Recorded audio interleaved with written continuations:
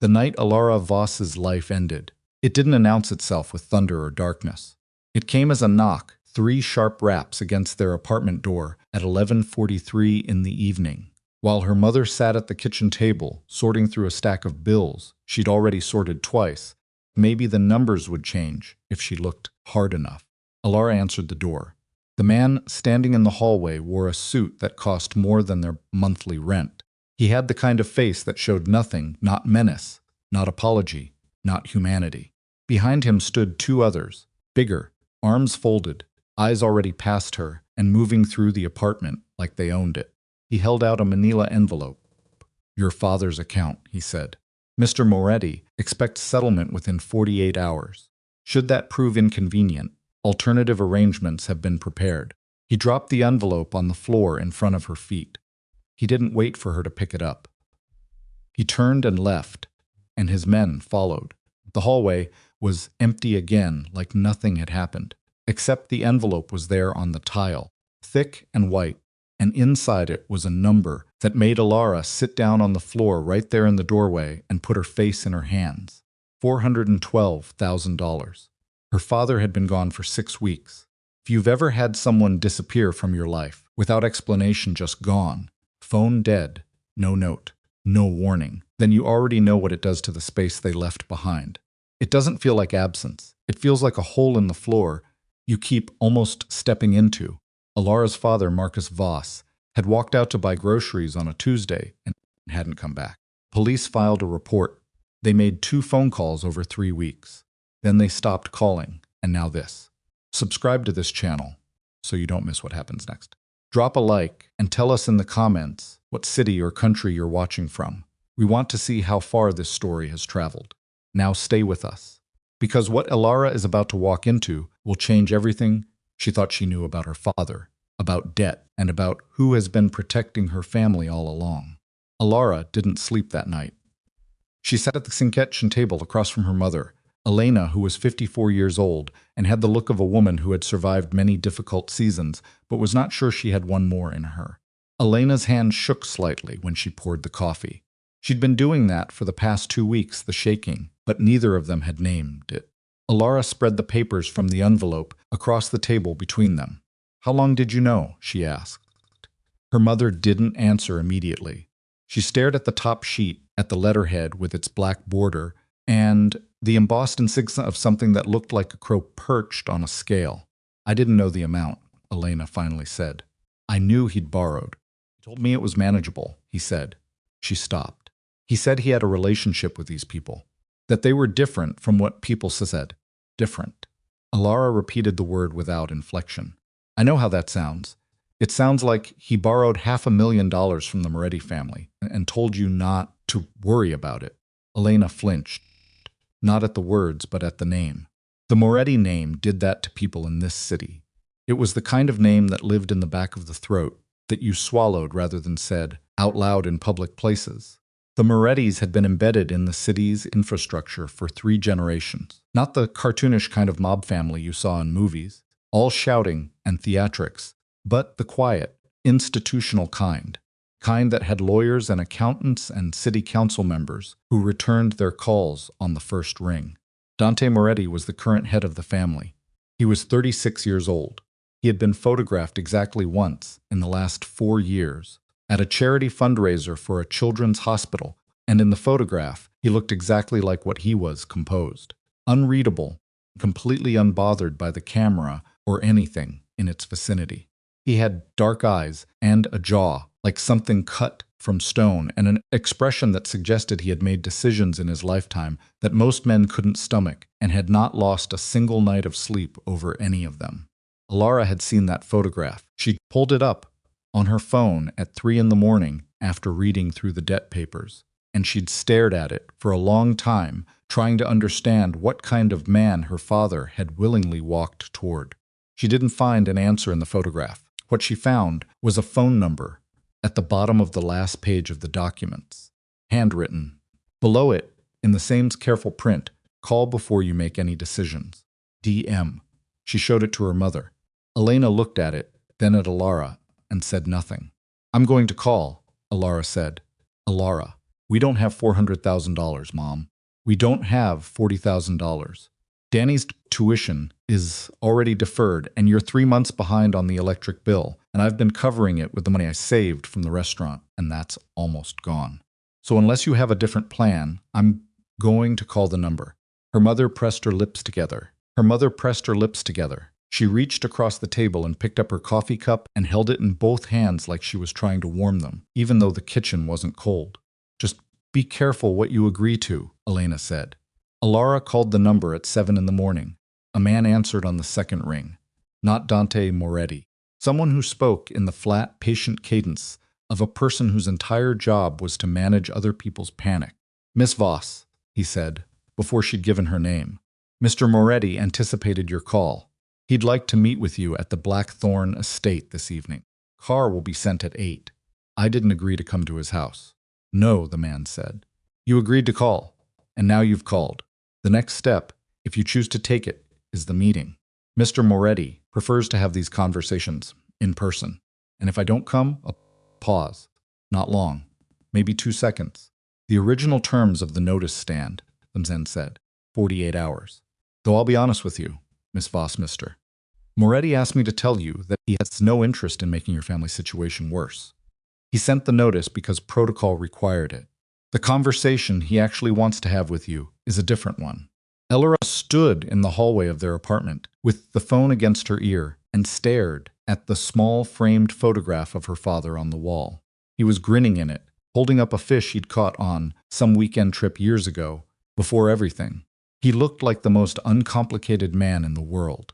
She thought about how much she hadn't known. 8 o'clock, she said. We'll be there, the man said, and hung up. Car came at 7:58. It was black and clean and silent, and the driver didn't speak to her at all, which she respected. She sat in the back with her hands folded in her lap and watched the city give way the dense apartment blocks and corner stores and traffic lights, then wider streets, then the long private road lined with iron fencing that eventually opened into the grounds of the Blackthorn estate. She'd told her mother she was going to a meeting. She hadn't described what kind. She'd packed a bag anyway. She wasn't sure why. Some instinct she didn't have language for yet. The bag sat in the seat beside her. One change of clothes, her laptop, her father's old watch, which she'd found in his desk drawer the week he disappeared and had been carrying since, not entirely sure why, except that it felt wrong to leave it. The watch didn't run.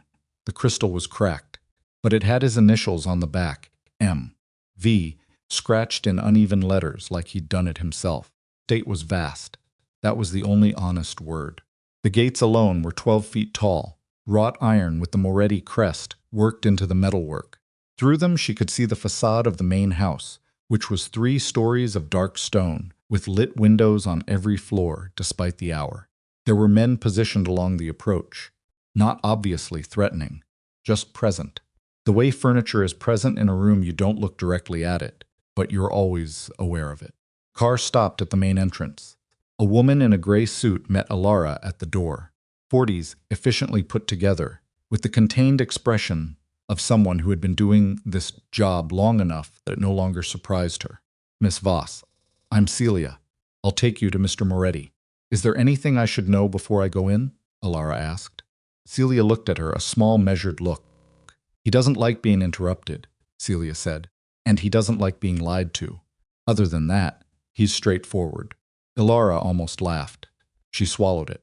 Inside, the estate was exactly the kind of place where power lived quietly. Dark wood and high ceilings and paintings that probably had names and histories she'd never learned in whatever school covered that kind of thing. The air smelled faintly of wood polish and something older underneath, like stone that had absorbed decades of weather. Servants moved in the peripheral corridors. Nobody met her eyes. Celia brought her to a study on the ground floor. Not the grand sort of room she'd half expected, no throne-like desk, no theatrical display. Just a working room. Books on 3 walls, actual books with worn spines and cracked bindings. Desk with papers stacked in neat columns. A lamp throwing warm light across the left side of the room. Dante Moretti was standing at the window with his back to her when she entered. He didn't turn immediately. She got maybe 6 seconds of looking at the set of his shoulders, the stillness in him, before he turned around. The photograph hadn't lied, but it had flattened something. In person, there was a quality to him that images couldn't hold, not warmth. Nothing as accessible as that, but a density of attention. When he finally looked at her, it felt less like being observed and more like being assessed in a way that was already mostly complete. His eyes went to her face and stayed there. Something moved in them, fast and then gone. "Miss Voss," he said. His voice was measured. "Thank you for coming." "I didn't have a lot of other options," she said. "You had options. You chose this one. That's different." He gestured toward the chairs in front of the desk. "Sit down." She sat. He came around the desk and sat across from her, and she noticed his hands as he settled the way he placed them flat on the desk surface, deliberate, like a man controlling a habit she'd never see the origin of. "Your father borrowed money from this organization 4 years ago," he began. "I read the documents. Then you know the amount. 412,000. She kept her voice level. "Which my family doesn't have. Which you already know." He nodded. No performance of surprise. "What I want to understand," Alara said, "is why a man like you bothers with a debt this small. You have operations worth 10 times this in a single quarter. So why send a man to my door with an envelope?" He looked at her for a moment.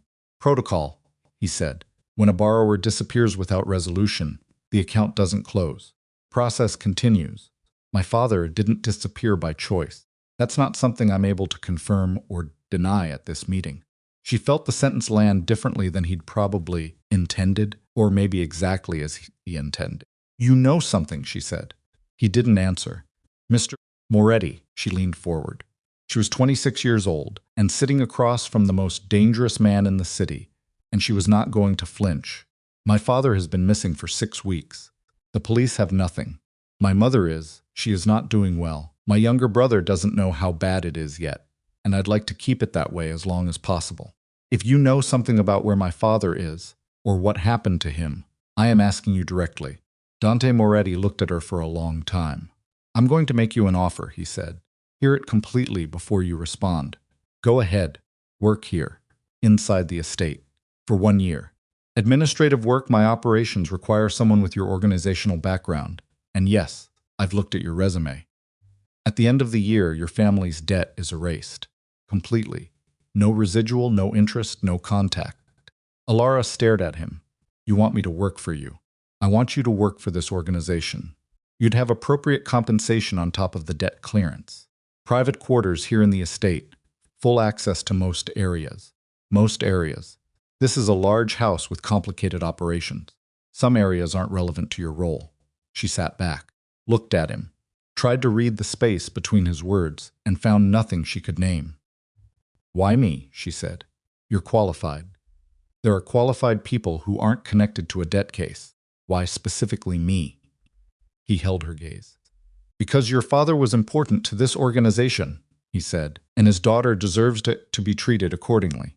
The sentence was perfectly constructed. It answered and revealed nothing simultaneously. "And if I say no," she asked, "then the debt remains outstanding and the standard process continues." He said it without menace, like reading a weather report. She thought about her mother's hand shaking around the coffee cup, thought about her brother's tuition. She thought about the watch in her bag with a cracked crystal and the initials scratched into the back. "I want it in writing," she said. "Everything you just said. Legal language. I want a lawyer to review it, my own lawyer, not yours." Something crossed his face. It might have been surprise. It was gone too fast to be certain. "That's reasonable," he said. "I want to be able to leave. If at any point I choose to leave before the year is up, I need a clause that covers partial credit toward the debt. Proportional. I'll have my team draft the terms tonight. And I want to know about my father." She said it quietly, but she held the eye contact. "Not now. I understand you're not going to tell me everything tonight.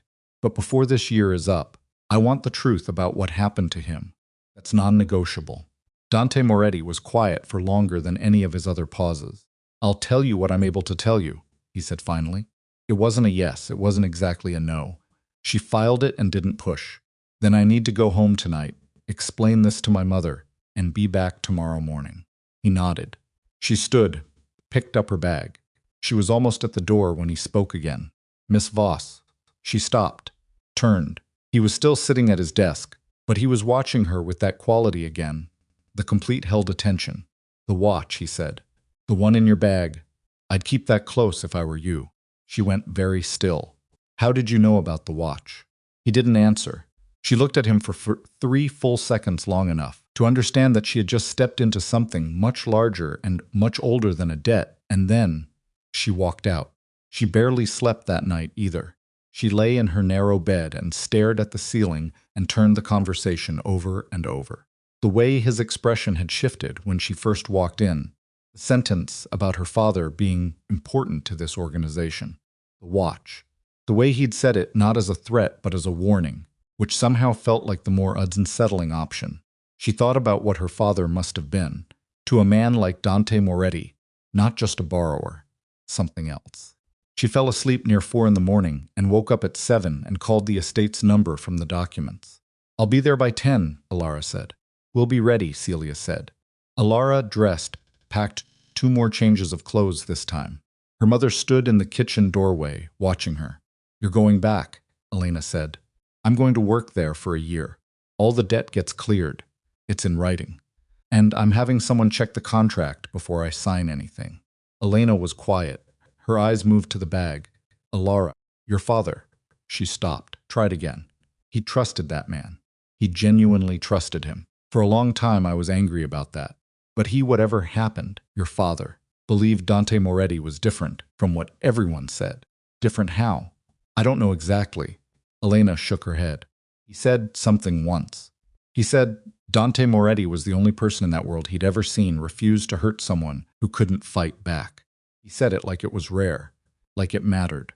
Alara absorbed that. "I'm not going because I trust him," she said. "I'm going because we don't have another choice, and because I need to find out what happened to Dad." Her mother crossed the kitchen and held her face in both hands the way she'd done since Alara was small, and looked at her for a long moment and then stepped back. "Call me when you get there," she said. "Every night," Alara promised. The contract arrived at 9:45 by courier.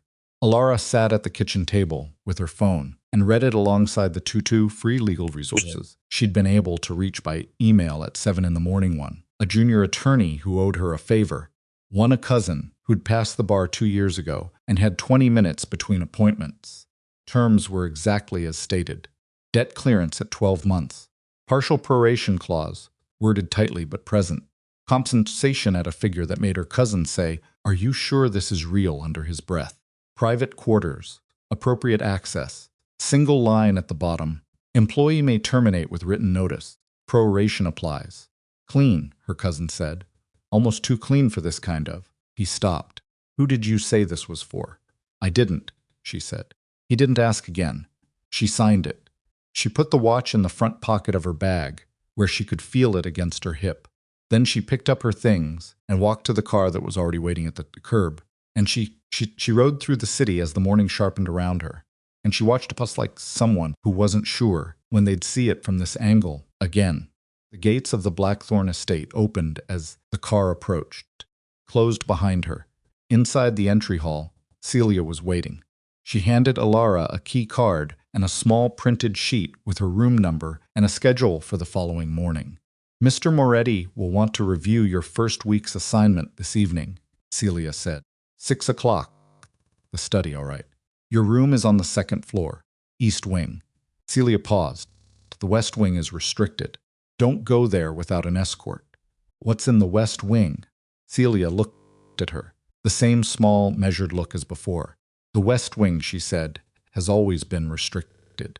She turned and walked away down the corridor. Clara stood in the entry hall with her bag over her shoulder and the key card in her hand, and she listened to the sound of the estate around her, the faint movement of staff in distant rooms, the creak of the old building settling, something she couldn't identify coming from behind the walls to her left, like a ventilation system, or maybe not, she thought. My father walked into this same entry hall. She thought, what did he know that got him killed? She thought the watch. Why the watch? She went upstairs. She unpacked her bag slowly, carefully, and when she took the watch out, she turned it over in her hands and examined it the way she had a dozen times before and found nothing she hadn't found before. A crack in the crystal. The initials still hands frozen at 11:17, which might have been the time it stopped working, or might have meant nothing. She put it on the nightstand. She stood at the window and looked out over the grounds, the long manicured sweep of it, the outbuildings in the distance. The outbuildings in the distance, the men who moved between them with the unhurried purposefulness of people who had been here a long time. And somewhere in this house, she understood, was whatever her father had been protecting. She didn't know yet what it was, but the man downstairs did, and for 1 year she was going to find out. Alara didn't sleep well her first night inside the Blackthorn estate. The room was fine, better than fine actually, which was its own kind of uncomfortable. The bed was real linen, the kind with weight to it, and the window faced east, so the early light came in, gray and thin around 5 in the morning, and painted the ceiling in long rectangles. She lay there watching them shift and thought about her mother's hands, and her brother's tuition bill and the watch on the nightstand, with its frozen hands, at 11:17, and somewhere around 6, she gave up on sleep entirely, and sat on the edge of the bed and put her face in her palms.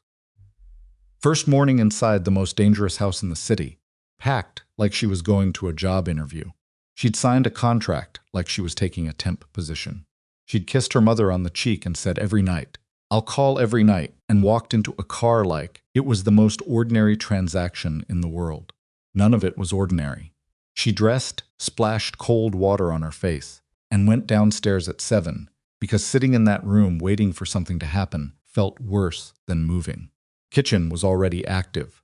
2 staff members she hadn't met yet moved around each other with the easy efficiency of long practice, neither of them acknowledging her beyond a brief glance when she came through the door. She found the coffee herself. It was the best coffee she'd had in months, which irritated her slightly, because it was hard to maintain a proper level of wariness toward a place that made coffee this good. She stood at the counter and drank it, and watched the kitchen operate around her. A man came in through the side door, mid-30s, lean, with the kind of face that was arranged pleasantly enough, but behind which very little was legible. He was dressed well, not as well as Moretti, but deliberately, the way men dress when they want to signal proximity to power without claiming it directly. He stopped when he saw her. "You must be Voss," he said. "Alara. Rafe." He crossed the kitchen and poured himself coffee without asking where anything was, which told her he'd been here a long time. "Dante said you'd be starting orientation this morning. I'm supposed to walk you through the administrative setup. You work for him? With him. There's a distinction." He said it without edge, like he'd said it before. "I manage operations logistics. You'll be supporting that function, mostly. Document management, correspondence, scheduling coordination, during the periods when things overlap." "What things overlap?" He glanced at her over his coffee cup. "You'll see." That was the whole tone of it, "you'll see." In time, most areas, the Blackthorn Estate's particular dialect, which was the language of people who managed information by releasing it in careful increments and called it professionalism. She decided she didn't like Rafe, not yet, maybe not ever. Kept it off her face. "Show me the setup," she said. The administrative center was on the ground floor, adjacent to the study where she'd met Moretti the night before.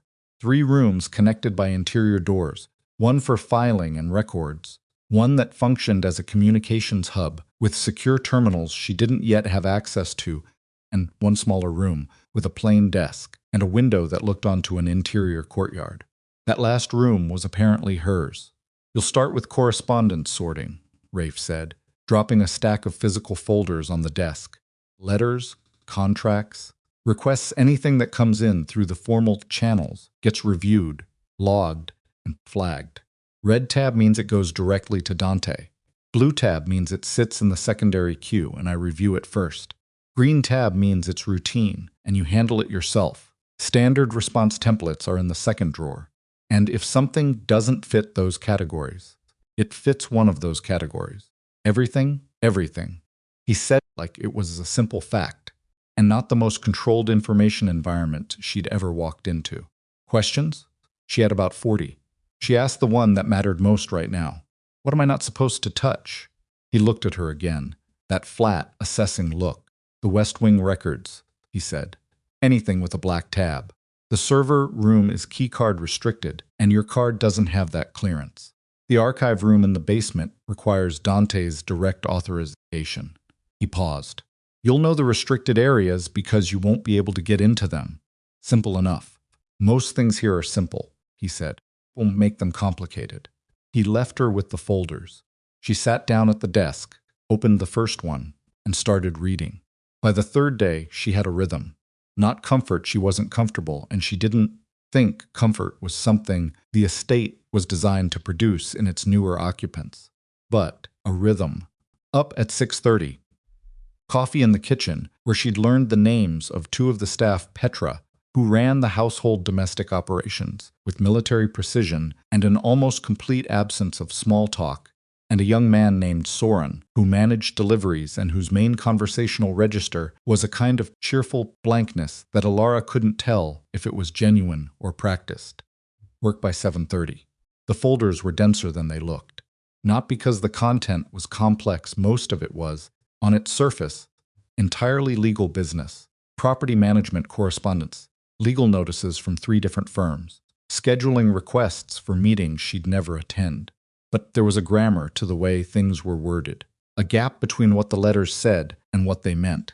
And Alara had been good at reading subtext since she was a teenager, growing up in a household where nobody said anything directly. She flagged more things for Dante's review than Rafe had implied she should. On the third afternoon, Rafe appeared in her doorway. Your red pile is heavy, he said. There's a lot that seems directly relevant to his operations. Your job isn't to assess relevance. It's to categorize. She met his eyes. My job is to do it correctly. If I'm not sure about the category, I escalate it. That's what the red tab is for. Rafe looked at her for a moment. Something moved behind his eyes, not anger. Exactly. More like recalibration. Fine, he said, and left. That evening, at 6 o'clock, Celia came to her room to say Moretti wanted to see her. He was in the study again, standing this time at the desk, rather than the window, going through papers. He didn't look up immediately when she came in. You've been flagging about 3 times the volume, Rafe expected, he said. I flagged things I thought you'd want to see. Now he looked up. Walk me through one, he said. Your reasoning. She pulled the mental image of the letter she'd been most uncertain about, a property acquisition request. From a holding company with a name that appeared twice in other documents she'd already processed, once in an entirely different context. She explained it.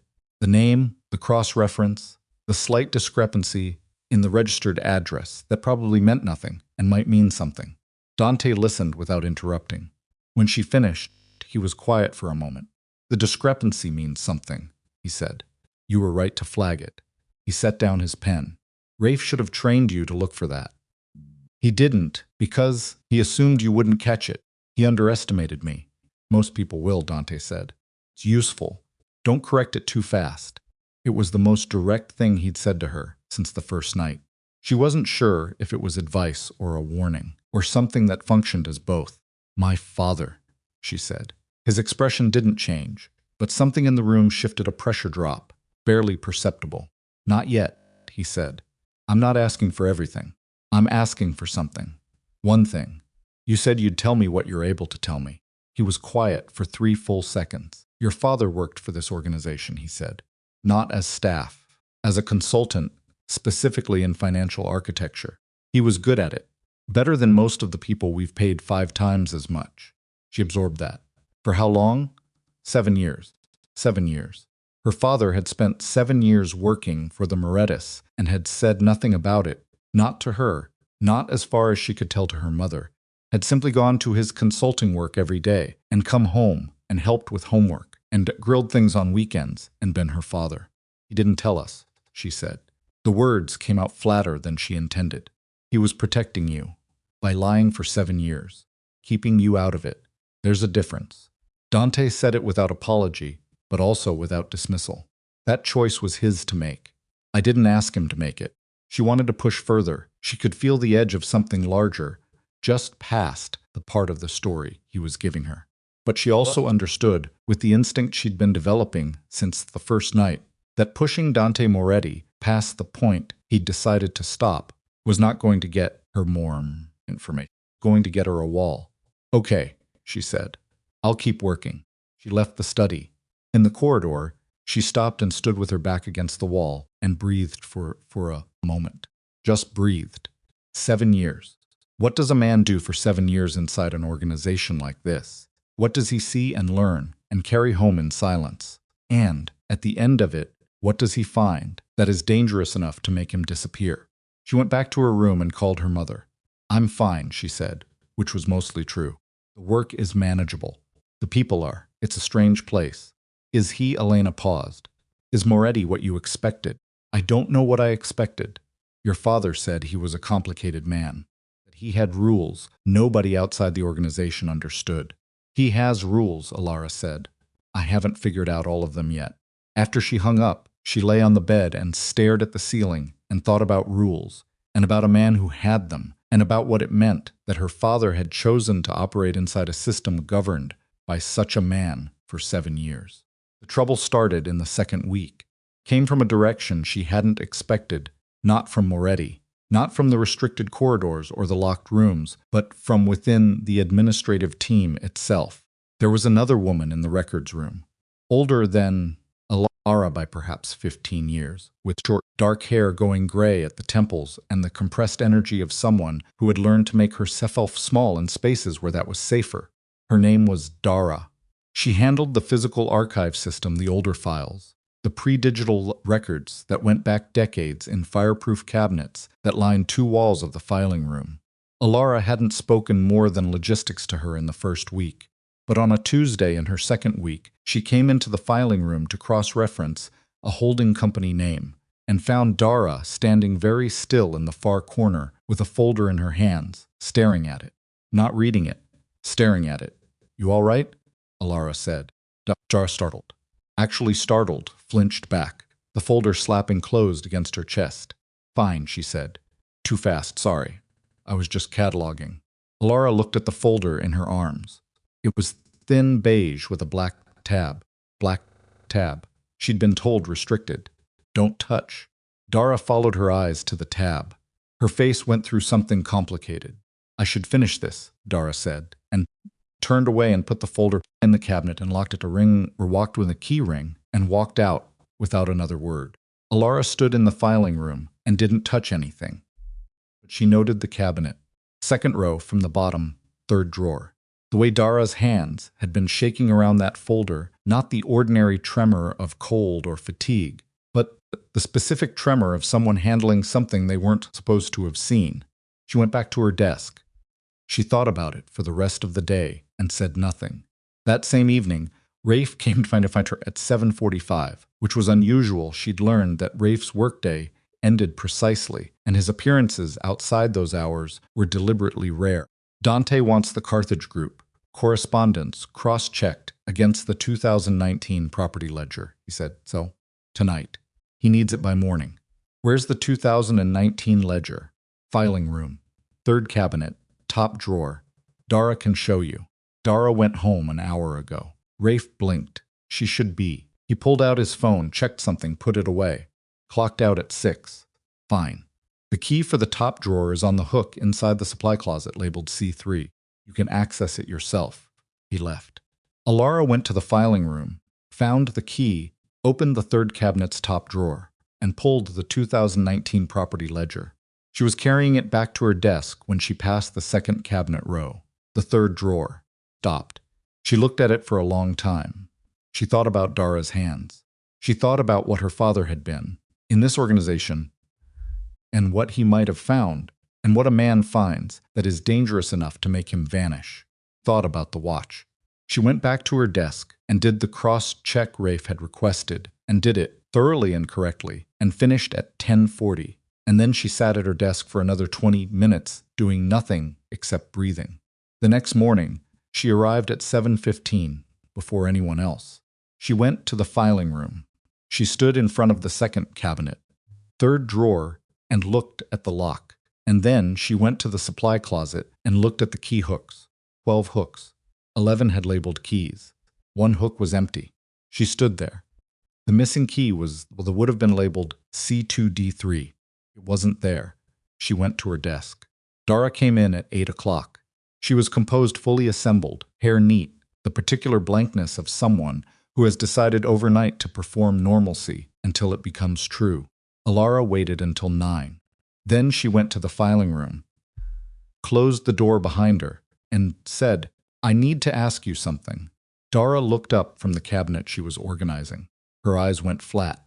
"The folder you had yesterday," Alara said. "Black tab. Restricted." "I explained that. I was cataloging. The key for that cabinet is missing from the supply closet." Silence. "I don't know anything about the keys," Dara said. "Dara." Alara kept her voice low. "I'm not here to get you in trouble. I'm here because my father worked for this organization for 7 years and then disappeared, and I think what was in that folder might be connected to why. I'm not asking you to tell me everything. I'm asking you to tell me something."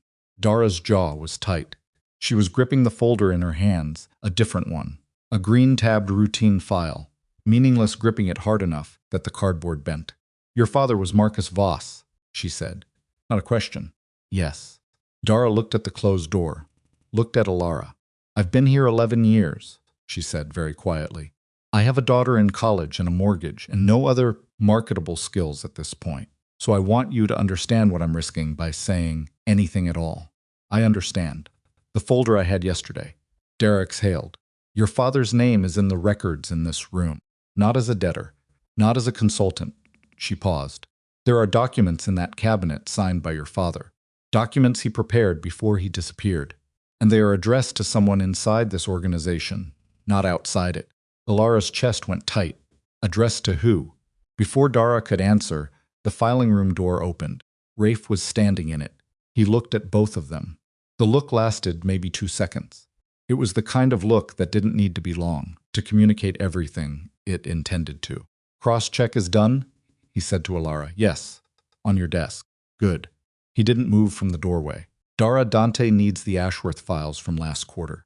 Can you pull those?" "Of course," Dara said. Her voice was perfect. Not a tremor. Rafe looked at Alara one more time. Then he stepped back from the door and his footsteps receded down the corridor. Alara looked at Dara. Dara's eyes said, "Not here, not now, not with him in the building." Alara gave the smallest nod. She went back to her desk. She sat very still and thought about witnesses and signatures and documents addressed inward, toward the organization, not outward, which meant her father hadn't been trying to run. He'd been trying to expose something. From inside, he'd been building a case. And someone had found out. Picked up the watch from her desk, where she'd been keeping it, and turned it over in her hands. 11:17, the still hands. What had her father hidden in this watch, or near it, or because of it? What was so important that Dante Moretti himself had felt the need to warn her, on their very first night, to keep it close? She was still sitting there, holding it, when she heard the sound from the corridor, not footsteps. Something different, something heavier, a door hitting a wall harder than it should. Then voices. 2 of them, both male. Both low and controlled in the way that meant the conversation was not going well. One of the voices was Dante Moretti, the other she didn't recognize.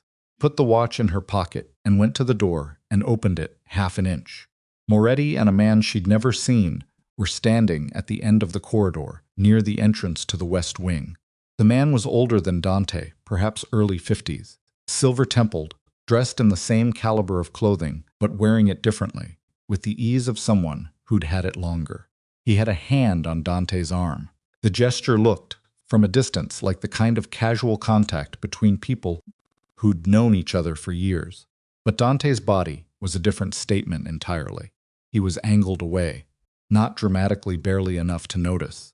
But Alara had been watching him for 2 weeks now, learning the vocabulary of his posture, and the angle was wrong. It was the angle of a man being very careful not to show what was moving through him. "It's under control," Dante said, low but audible. "It wasn't under control when Voss was still." "It's under control," Dante repeated. The older man looked at him for a long moment. Then his eyes moved, casual and unhurried, down the corridor. Straight to Alara's door she stepped back, quietly, pulled the door to within a fraction of its frame. Her heart was going at a pace she didn't like. She heard the older man say something else, too quiet now. Then footsteps, going in different directions. Then silence. She stood behind the door, breathing carefully. Her father's name in the middle of that sentence when Voss was still. And the sentence ending there, cut off, the rest of it left hanging in the corridor like something that hadn't finished falling. When Voss was still what? Alive. The word arrived in her chest like a stone dropping into still water, and the ripples moved outward from it, slowly, through everything she thought she'd understood about why she was here. Her father wasn't just missing. She had known that, probably, in the part of herself she'd been careful not to listen to. But knowing it wordlessly and hearing it in a fragment of conversation in a stone corridor were not the same experience. And the difference between them was the distance between a fear you're managing and a truth you can't unknow. She put her hand flat against the door. She did not cry. She was her father's daughter, and she did not cry. Not here, not in this building where someone had already decided he wasn't worth keeping alive. Not yet. Not until she knew who. She had come into this estate looking for a debt. She understood now, standing behind a half-closed door, with her father's stopped watch in her pocket, that the debt was never the point. The point was what her father had been building, before they silenced him. The documents in the restricted cabinet, signatures, the witness records addressed inward. Her father had been trying to expose someone inside Dante Moretti's own organization, and whoever that someone was, they were still here. And they had seen her face in the corridor, and they now knew exactly who she was. This is a work of complete fiction, created for entertainment purposes only. All characters, organizations, events, and locations are entirely imagined. She stayed behind that door for 4 minutes. She counted them. Not because she was calm enough to count, she wasn't. Her pulse was doing something she didn't have a clean name for. Kind of sustained percussion behind her sternum that wasn't quite panic, but was close enough to taste. But because she needed something to do with her mind while she got herself back under control, and counting was mechanical enough to work. 4 minutes.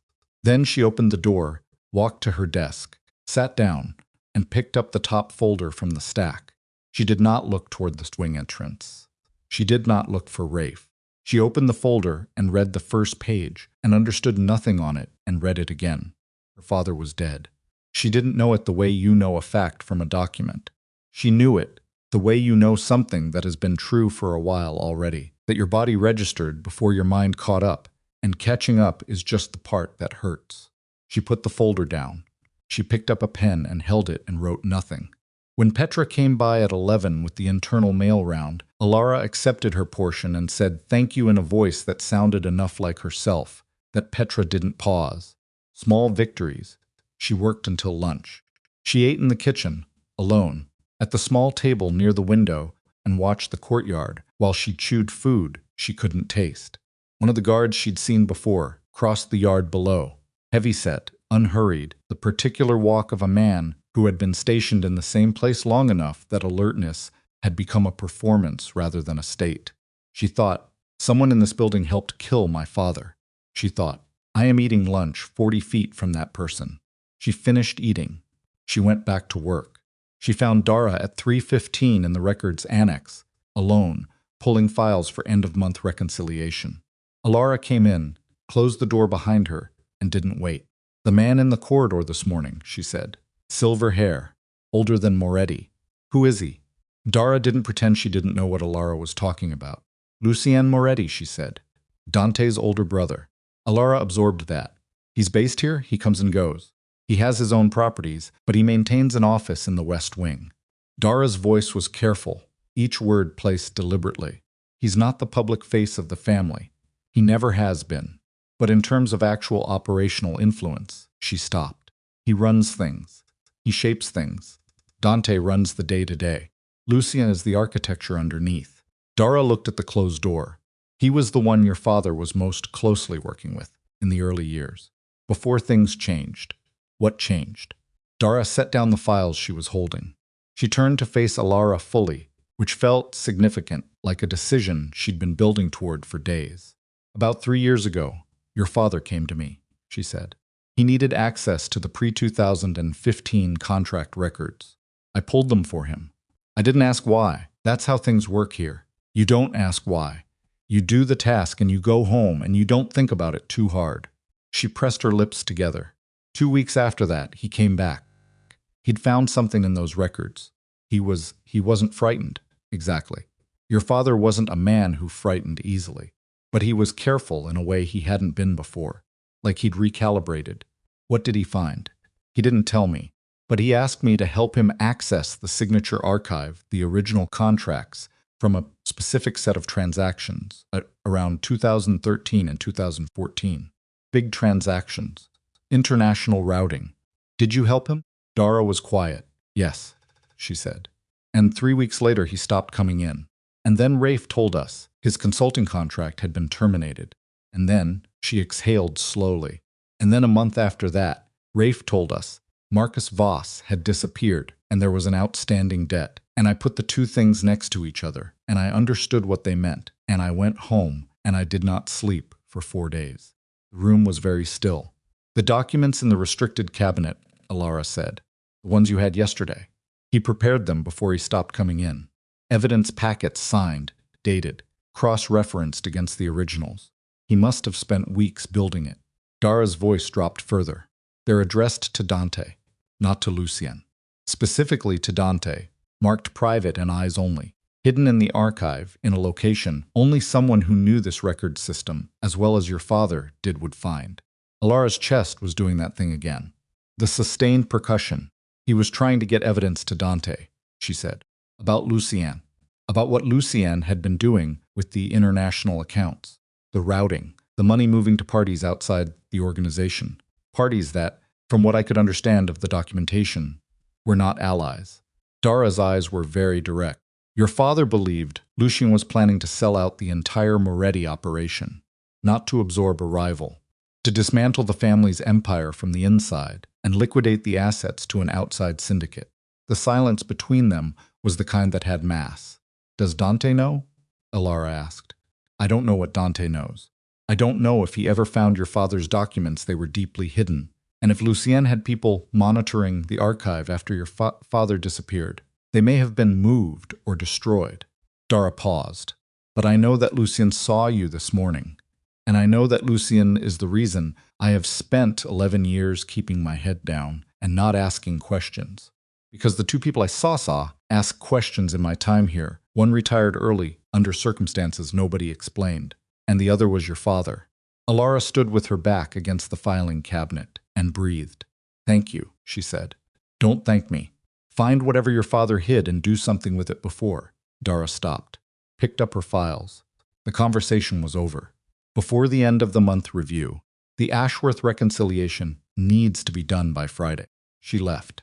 Alara stood alone in the annex and looked at the second cabinet, third drawer with its lock and its missing key, and thought about her father building an evidence packet in secret and hiding it here, and then disappearing before he could deliver it, and the packet sitting in the dark behind that lock, for however long since waiting. She thought about the watch. She took it out of her pocket and looked at it, turned it over. 11:17. What if the watch wasn't a keepsake? She turned it over again. The crack in the crystal. The initials scratched on the back, but scratched unevenly, which she'd always assumed was just because her father wasn't precise with tools. She looked more carefully at the scratching. The M and the V were rough, yes, but between them, so faint she'd missed it every time, was a tiny mark. Not a letter, a number. 2 digits 3. 7, she stared at it. Cabinet C2, drawer 3. No, the third drawer was where the restricted files were stored. 37 could be a combination, or it could be nothing. She didn't know. She didn't have enough.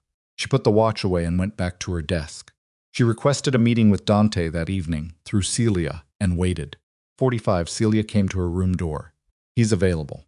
5 minutes. She went downstairs.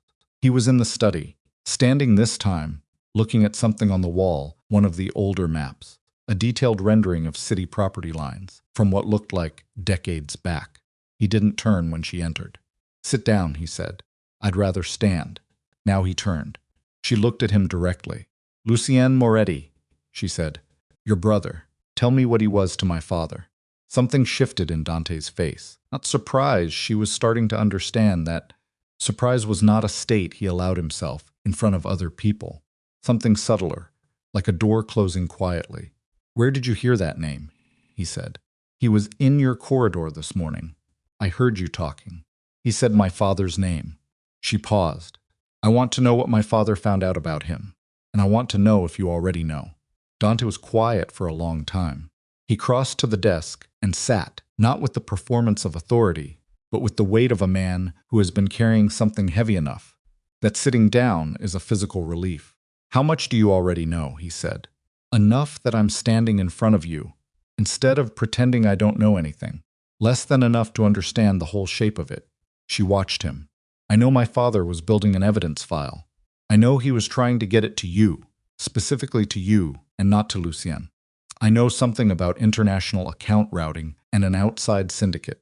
I know that before he could deliver whatever he'd built, he disappeared. Dante looked at his hands on the desk.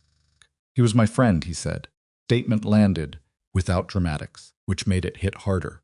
Your father came to me 8 years ago through a referral from a man I trusted. He was the most technically exact financial mind I had encountered, and he had a standard of integrity that was unusual in the world he'd entered. He paused. He knew what this organization was. He chose to work within it because he believed, and I want you to understand, this came from him, not from anything I promised him. He believed that organizations like this one could operate on a different standard. The rules could mean something. And Lucien? Dante's jaw tightened by 1 degree. Lucien and I have different philosophies, he said carefully. They have always been different. I have managed that difference for a long time.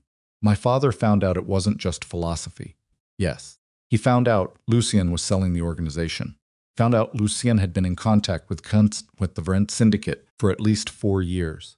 Routing money, transferring asset information, preparing for a transition that would have. He stopped. That would have ended this family. Everyone in it. Not just the leadership. And my father brought that to you. He tried to. The 2 words had something raw in them. He sent me a message. Coded through a channel we'd established for private communication. He said he had documentation and that he needed to deliver it in person, that it wasn't safe to route through the estate's systems. We arranged a meeting. Alara was very still. He didn't make it to the meeting, she said. No. Lucien found out, someone told him. I don't know who. I've been trying to find out for 6 months. Dante looked at her with something she hadn't seen in his face before, the quality of a man who has failed at something specific and has not forgiven himself for it. I brought you into this estate because your father's evidence is still here, in the archive. I've known it was here. I couldn't access it because Lucien has people in this building who report to him, and any move I made toward the restricted archive would have signaled. So you brought me in, she said. Her voice came out colder than she intended. Because I was cover. Because you were the only person who could access it without triggering his surveillance. A girl settling her father's debt, doing administrative work. Not a threat, not an investigation. I'm a decoy. You're the person your father trusted with his most important possession, Dante said. He gave you the watch because the combination to that cabinet is on the back of it. He intended for you to be the one to retrieve what he left, if he couldn't do it himself. The silence that followed was the longest of the conversation. She thought about her mother sorting bills. She thought about 6 weeks of a missing persons case that went nowhere. She thought about the envelope on the floor, $412,000. The manufactured debt, the deliberate staging of a process designed to move her from her life into this building. He knew, she said. He knew before he disappeared that this might happen. He told me that if anything went wrong, I should find a way to bring you in safely. That you were. Dante stopped. He said you were the only person he trusted completely. That you'd find what he left. She pressed both hands flat against the front of her thighs and stood with her weight evenly distributed and stared at the man across the desk from her. The debt, she said. It was manufactured by Lucien. After your father disappeared, he needed a mechanism to monitor your family. If you came looking for answers, the debt was the channel that would surface you. He expected you to come here angry and frightened and transactional, and that you'd take the settlement and go home and never understand what you were sitting on. He didn't expect me to take the job. No, and he didn't expect me to offer it. Dante's voice was even. That was my decision. Your father asked me to protect you if it came to this. Bringing you inside where I could monitor your safety was the only option I had. Alara was quiet for a long time. There were things she wanted to say that were not useful. Rage about 7 years of silence. Rage about a father who had built a secret life and died inside it, and left his family holding the edges of something they'd never been told was in their hands. Rage at a man across a desk who had used her as a chess piece, however gently, however well-intentioned. She folded all of it and set it aside. "The cabinet key," she said. "Where is it?" "Rafe has it." She went very still. "Rafe," she said. "He believes it's routine archive security. He doesn't know what's in that drawer." Dante paused. "At least, I have operated on that assumption." "But you're not certain." The pause before his answer was 1 second too long. "No," he said. "I'm not certain." She looked at him. "Who in this building reports to Lucien?" "I've identified 2 with certainty. Possibly a third. Rafe is not among the 2 I'm certain of. Possibly the third." He didn't answer. She stood up. "I'm going to get the key from Rafe," she said. "Tonight. Without asking you to help me, because if Lucien is watching your movements and mine separately, we can't be seen coordinating." "Elora, don't!" She said it quietly. "I know you're trying to do what my father asked. I understand the position you're in. But I need you to let me do this my way, because if I do it your way, and Rafe is the third person on Lucien's list, then everything my father spent the last months of his life building gets destroyed, and the man who ordered his death walks out of here clean." Dante looked at her for a long moment. "Be careful," he said. "I'm always careful," she said. "My father was careful too." She left the study. She went upstairs first. She sat on the edge of her bed and thought through it methodically, Rafe's routine, his habits, the particular rhythms she'd absorbed over 2 weeks of watching the estate operate. Kept his personal key ring on a carabiner on his belt during the day, which was too close to manage. But in the evenings, after 7, he worked from his office on the ground floor, and the carabiner went on the hook beside his door. She'd seen it twice. She'd never understood why she'd noted it. She understood now. At 8:15, she walked down the east corridor toward the administrative wing. The building had its nighttime sound fewer footsteps, the ventilation louder in the absence of daytime traffic, somewhere a television in one of the staff quarters. She passed 2 doors, both dark underneath. Rafe's office was lit. She could hear him inside, the sound of him moving. Papers, the specific creak of his chair. Stopped outside the door and breathed. She knocked. "Yeah," he said. She opened the door. He was at his desk, laptop open, looking like a man in the middle of something he didn't want interrupted. "Sorry," she said. "Quick question on the Carthage correspondence, the secondary reference in the 2018 files. I think I miscategorized something, and I need to check before morning." He looked at her with the flat assessment she'd gotten used to. "What reference?" "The Aldgate holding. There are 2 entries, and I'm not sure which to attach to the primary file." He held out his hand. "Bring it to me tomorrow. I was going to work on it tonight. I won't be able to sleep until I sort it." She shrugged, a deliberately small gesture. "Sorry, I'm compulsive about loose ends." He studied her for a moment. Then he stood up, crossed to the filing cabinet in the corner of his office, and crouched to look through the lower drawer. Carabiner was on the hook beside the door, 6 inches from her left hand. She looked at it. Keys in a cluster. She could see the C3 label. She could see C1. She could see a small unmarked one she hadn't seen before, and the one she needed, C2, with its label, second from the bottom of the cluster. Rafe had his back to her. She had perhaps 5 seconds. She took the C2 key off the ring. The carabiner made a sound, soft, metallic, almost nothing. She held the key in her left fist against her thigh. Rafe straightened up with a folder. "Aldgate secondary is a separate subfile. Don't merge them. Just cross-reference." He turned and held it out. Took it with her right hand. "Thank you. First drawer, green section. Put it back when you're done." "I will. Good night." She walked down the corridor, steady pace, normal pace, turned the corner, and stood against the wall, and opened her hand and looked at the key on her palm. Then she went to the filing room. The estate was quiet when she unlocked cabinet C2 and pulled the 3rd drawer. Inside, behind a row of beige folders with black tabs, at the very back, was a single sealed envelope. Her father's handwriting on the front. 1 word. Dante. Below it, smaller, in different ink added later. She could see the subtle difference in the pen pressure. 2 more words. Or Alara. She stood in the dark filing room and held the envelope and understood that her father had known. Had known when he put this here that there was a real chance he wouldn't survive long enough to deliver it himself, and had written her name because she was the contingency. She was always the contingency. He had been building toward this moment, and toward her, for longer than she'd known any of it existed. She unsealed the envelope. Inside were 11 pages of documents, closely printed, with transaction records and dates and account numbers, and, on the last 3 pages, typed summary that laid out the entire shape of Lucien Moretti's arrangement, with the Vorenkov syndicate, the timeline, the asset transfers, the projected handover date. Projected handover date was 6 weeks away. She stood there reading it and felt the cold move through her from the outside in. Then the lights went out. Not a flicker, not a gradual dimming. The estate's power cut completely, and the filing room dropped into absolute darkness. And in the same breath, she heard footsteps in the corridor outside multiple sets. Not the unhurried nighttime pace of the regular guard rotation. Something purposeful and fast, and she understood, in the sudden dark with her father's papers in her hands, that someone had been watching her after all. And Lucien Moretti did not intend to let her walk out of this room. This is a work of complete fiction, created for entertainment purposes only. All characters, organizations, events, and locations are entirely imagined. Darkness and footsteps. That was all there was for the first 3 seconds, absolute black.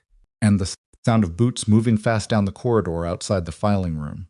2 sets at minimum, maybe 3, the kind of pace that didn't belong to anyone doing routine work at 8:30 at night. Alara didn't freeze. She wanted to. The body's instinct is always to stop when the environment stops making sense, but she'd been running calculations since the moment the lights cut, and the calculation was simple. Whoever killed her father knew she'd found the envelope, and the filing room door was the only exit she knew about. And in approximately 4 seconds, that door was going to open. She moved left. Pure instinct left, because the cabinets ran along the left wall, and she'd memorized the room layout over 2 weeks of daily work, and the cabinets were her only cover. She pressed herself against the cold metal and tucked the papers against her chest with her left arm and held completely still. The door opened. A flashlight beam cut through the dark, hard and white, sweeping right first. She heard breathing one man close and another hanging back near the door. Beam swept left. It passed 2 feet in front of her face. Stopped breathing. The beam kept moving. Whoever held it was looking for a person standing in the room, not someone pressed flat against the cabinet run. Clear, the man with the flashlight said. Check the back. The second voice, from the doorway. The beam swept back toward the rear of the room. In the 2 seconds it was moving away from her, Alara shifted her weight and angled toward the door, which was open. The second man still in its frame, and this was not a good option. This was a terrible option, but it was the only one she had. She moved. She hit the second man at the door with her shoulder, low and hard, the way you move when you're not trying to fight someone, but simply trying to get past them, all her weight driving forward. He was bigger than her, and he caught his balance faster than she'd hoped. She felt his hand grab her left arm and clamp down, fingers digging into muscle, and she threw the door back into him with her free hand, edge of it catching something, and his grip broke, and she was in the corridor, running. Behind her she heard, "She's out, go, go." The estate's backup lighting hadn't activated, which meant this wasn't an accidental power failure. Someone had physically cut the mains of supply, and they'd either disabled the backup system or locked it out. The corridor was dark except for the thin gray line of emergency exit indicators near the floor at 10-meter intervals, barely enough to run by. She ran by them anyway. She knew this corridor. 14 days of walking it, morning and evening, the particular width of it, the side passage at the 40-meter mark that cut through toward the east wing stairwell. She hit the side passage at speed and nearly went down on the turn. Her shoulder caught the wall, a burst of pain that she filed and ignored, and then she was on the stairwell door and through it and going up. Second floor. Her room was 30 meters down the east wing. She didn't go to her room. She went to Dante's door. She'd never been there. She knew where it was from Celia's orientation tour on the first day. The brief mention of the private study on the second floor east, and she counted doors in the dark. 3, 4, 5, and knocked hard. Nothing. She knocked again 4 sharp raps and said his name at a level below a shout. The door opened. He had clearly not been sleeping. He was still dressed, jacket off, and his expression when he saw her face told her. He already knew something was wrong before she said anything, because Dante Moretti was a man who reads situations faster than most people registered them. They cut the power, she said, breathing hard. 2 men in the filing room. They knew I was there. He stepped back, and she came in, and he closed the door. You have it? He said. She held up the envelope against her chest. He exhaled, barely perceptible, the exhale of a man releasing something he'd been holding for 6 months. Rafe, he said. I don't know for certain. He'd have seen you go to the filing room on the corridor camera. Even without power, the camera footage from before the cut. He stopped, moved to the window, and looked out at the grounds, scanning. How many men? 2 that I identified. Possibly a 3rd stationed somewhere. Lucien's people. He said it with a flatness that had fury underneath it, the specific fury of a man betrayed by someone he grew up with. He moved earlier than I expected. The handover date must have changed. 6 weeks in the documents, she said. But if he knows I found the file, he'll accelerate. Yes. Dante turned from the window. We have to move now. Tonight. Move how? The estate has a security broadcast system originally designed for emergency lockdown, routes through the intercom into every room and the external perimeter speakers. If we can reach the broadcast room and transmit your father's documents through the system, every senior captain on the Moretti Council will hear it simultaneously, including the 3 who are currently stationed on the grounds for the quarterly review meeting. Stared at him. A quarterly meeting. Tonight. They arrived this afternoon. Lucien knows that. It's why he moved tonight. He intended to deal with you before morning, before anyone senior enough to act on the information was within reach. Dante held her gaze. He miscalculated the timing. Or he's counting on dealing with you too, she said, before the captains can be reached. The silence between them was the kind that meant she was right. Where's the broadcast room, she said. West wing. 2nd level, the restricted wing. Yes. She almost laughed. Came out as something shorter and harder. Of course it is. He crossed to the closet and came back with a small flashlight and something she hadn't expected, a second earpiece. A compact radio transceiver, the kind that looked nothing like anything consumer available. Celia, he said, clicking the transceiver on. You there? A pause. Then Celia's voice, staticky but clear. Here. We have a power situation. I know. I need you to reach Marchetti and Souza. Tell them I need them in the East Wing stairwell in 3 minutes. Tell them nothing else. Understood. He put the transceiver in his jacket pocket and picked up his jacket from the chair. Marchetti and Souza are mine, he said, not Lucien's. I'm certain of that. How certain? Certain enough to stake tonight on it. She looked at him. All right. What do I do? Stay behind me. Do exactly what I tell you when I tell you. If we get separated, he stopped. We don't get separated. That's not a plan. Don't get separated, he said. That's the plan. The stairwell was dark, but Marchetti and Souza were there, 2 men she'd seen on the grounds but never spoken to. Both of them built with the particular economy of people who had spent years in physical work, neither of them wasting anything on conversation. Dante exchanged 3 sentences with them in the stairwell, and she caught the shape of it. 2 routes to the west wing, one through the main corridor, which was likely watched, one through the service passage behind the kitchen that connected to the west wing utility entrance. They went through the kitchen. She'd never seen the kitchen at night, the equipment. Standing dark and cold, the prep surfaces bare, the smell of it strange and industrial without the day's warmth. Marchetti led. Then Dante, then Alara, then Souza at the rear. The service passage was narrow, barely enough for 2 people abreast, and the floor was uneven under her feet. Old stone that predated whatever renovation had built the rest of the estate around it. At the passage's midpoint, Marchetti stopped. Dante's hand came back and touched Alara's arm. Stopped. Ahead, barely visible in the dark, a figure. Standing in the passage with a flashlight pointed down, not moving, blocking the route. Marchetti looked back at Dante. Something passed between them without words. Then Marchetti called out, casual and unhurried, Petrov. Marchetti. Powers out everywhere you see anything on your end? Figure with the flashlight turned its beam toward them. Alara put her hand up against the light automatically. Nothing, the figure Petrov said. Thought I heard something in the filing room earlier. Come back to the main building, Marchetti said. Dante wants everyone accounted for. A pause. Petrov took one step forward.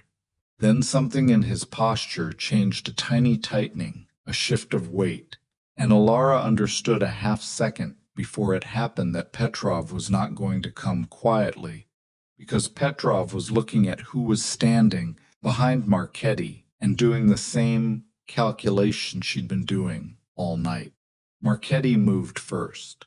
It was fast and efficiently brutal, and over in about 12 seconds, and Petrov was down on the passage floor, and Sousa was zip-teeing his wrists with something from his jacket, and Dante was stepping past him without a downward glance. Utility entrance, Dante said. 30 seconds. They moved. The west wing was a different building inside. The building the same stone but older, the corridors narrower and the ceilings lower, the smell of it different in a way she couldn't define, except that it felt like a place where light was a visitor rather than a resident. The broadcast room was on the second level, up a staircase that turned twice. Marchetti led them up, and Alara counted steps in the dark by feel. 12, then 9, and then they were in a corridor with a door at the end that had the specific solidity of something that was meant to stay closed. Dante produced a key. She was watching him put it in the lock when she heard Sousa, behind them, say, "We have a problem." Turned.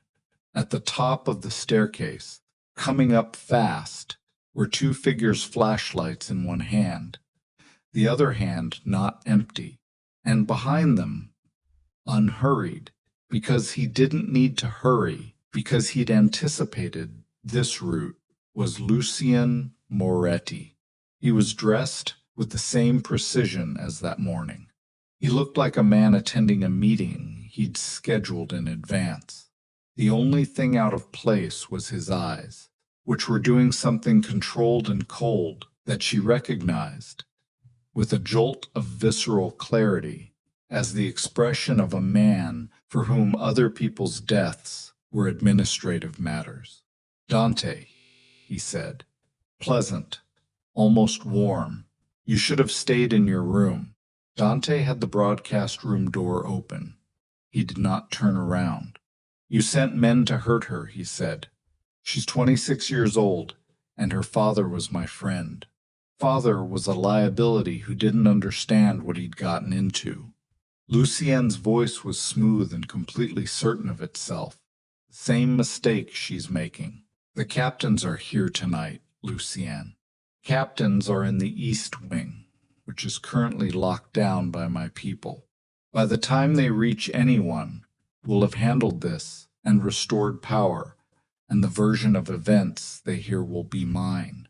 He stopped at the top of the staircase, 10 feet away.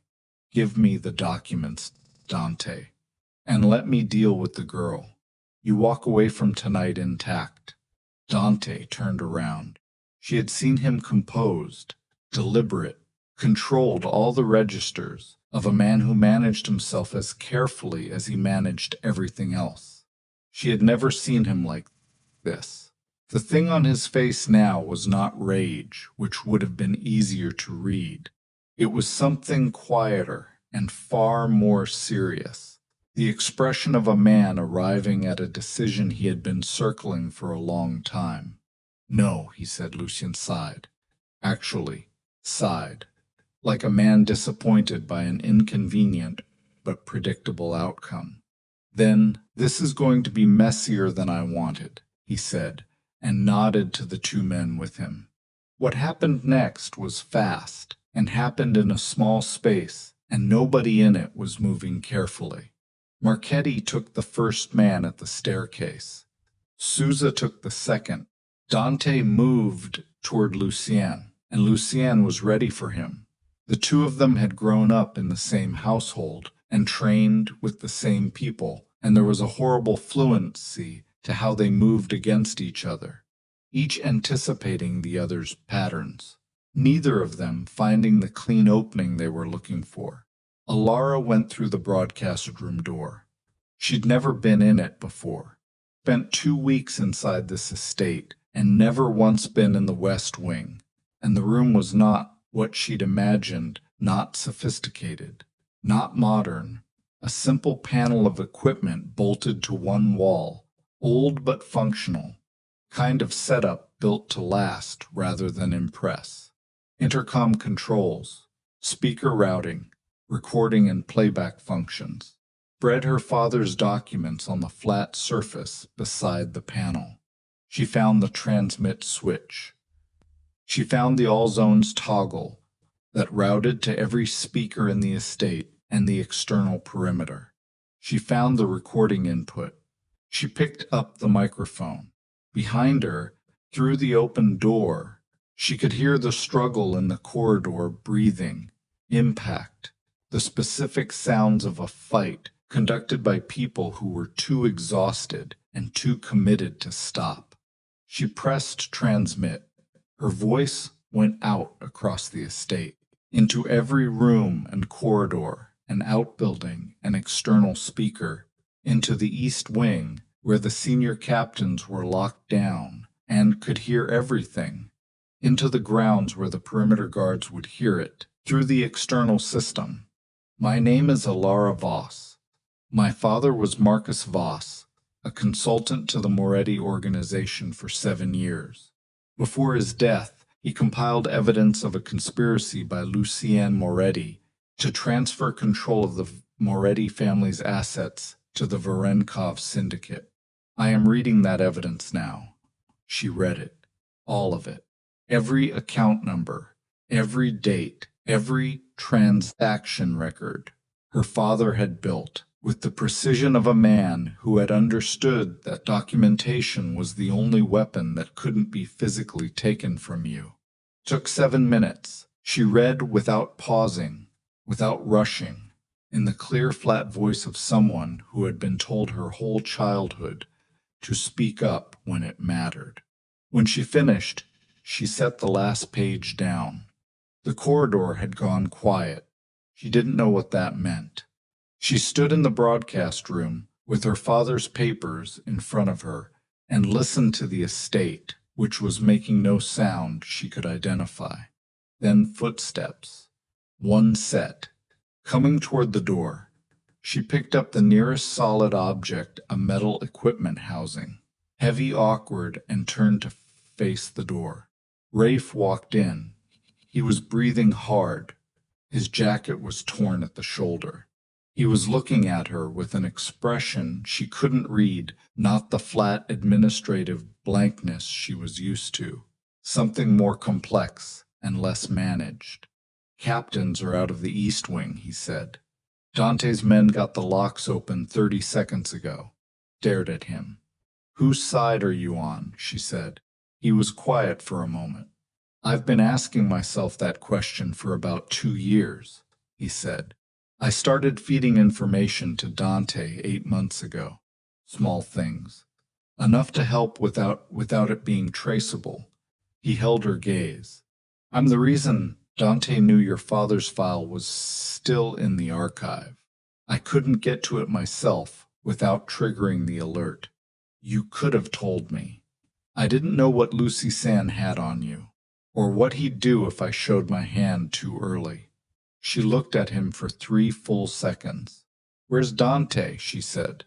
Corridor. He needs you to come now. Picked up the papers.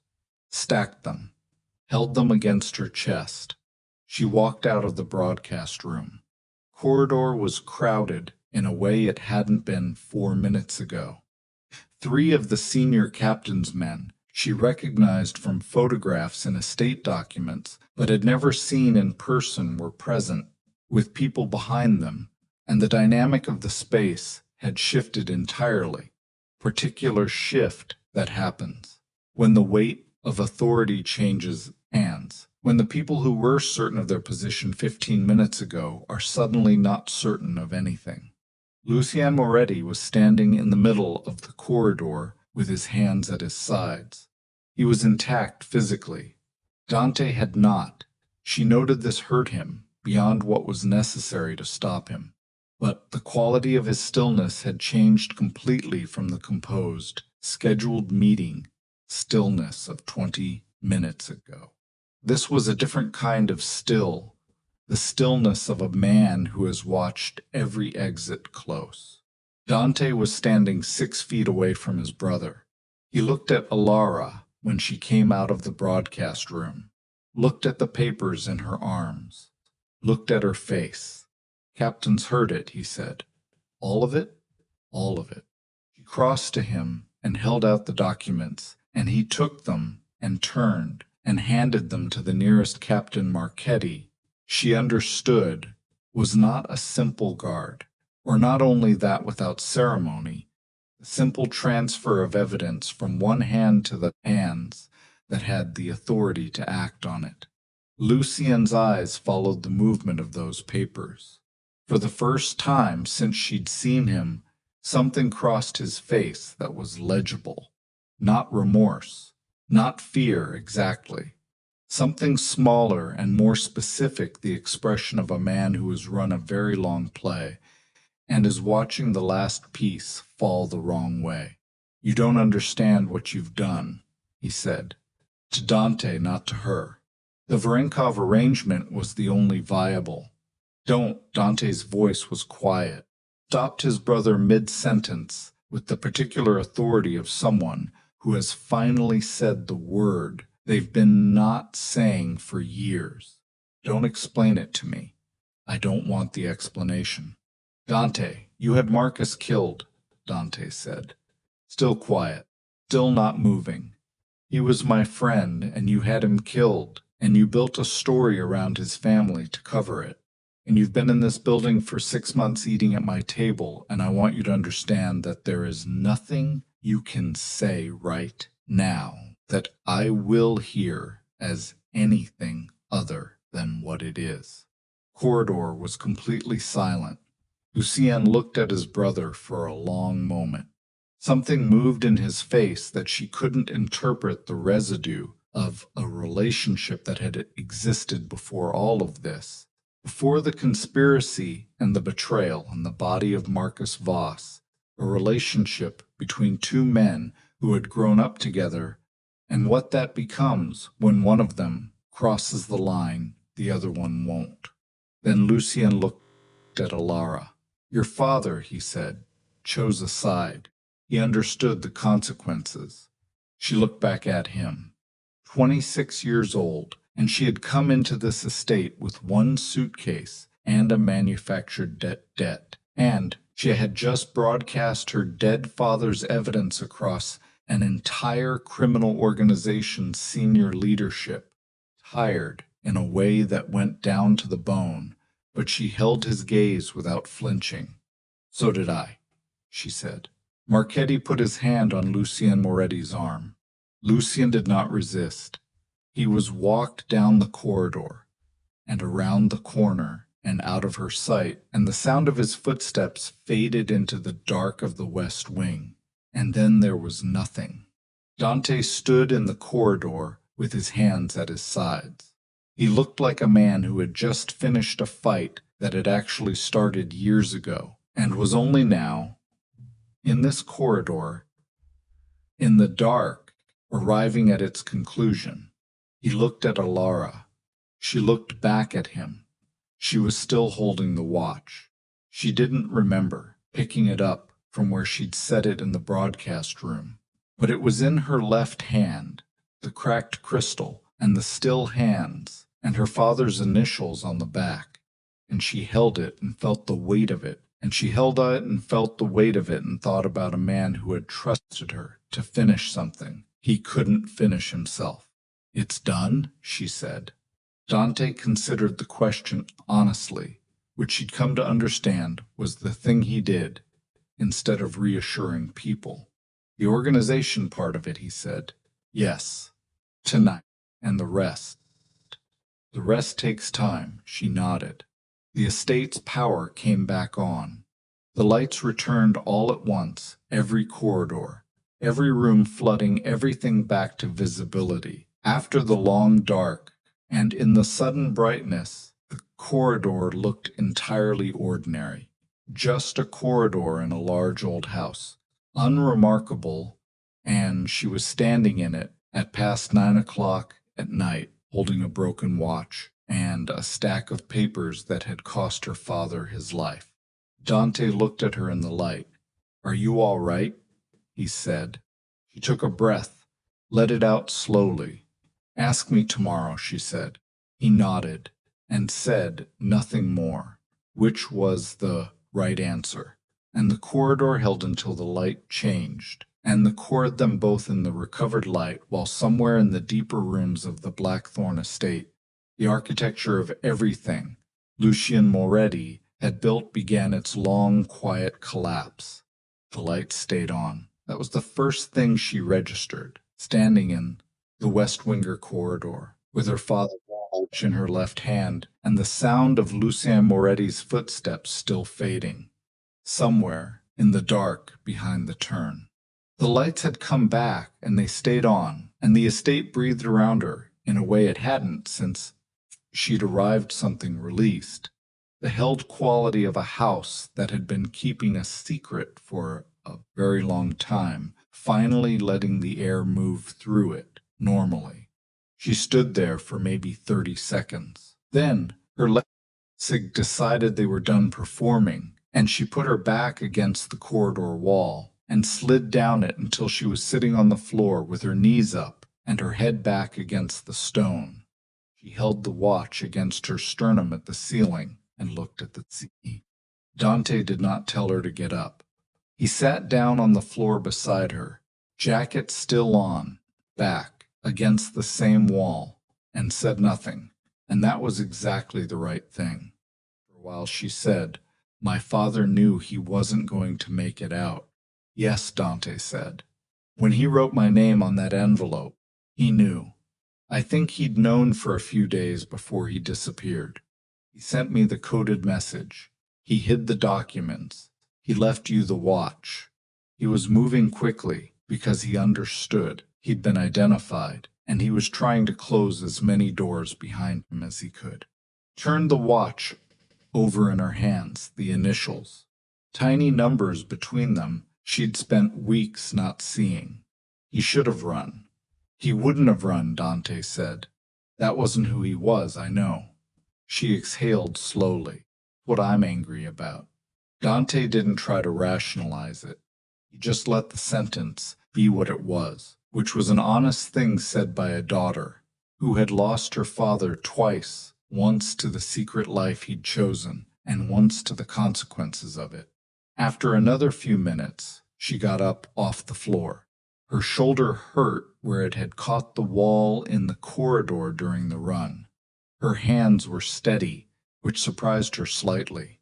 She looked down at Dante, who was still sitting against the wall, watching her with that quality of complete attention. "What happens to Lucien now?" she said. "The captains will convene in the morning. The evidence your father built is comprehensive.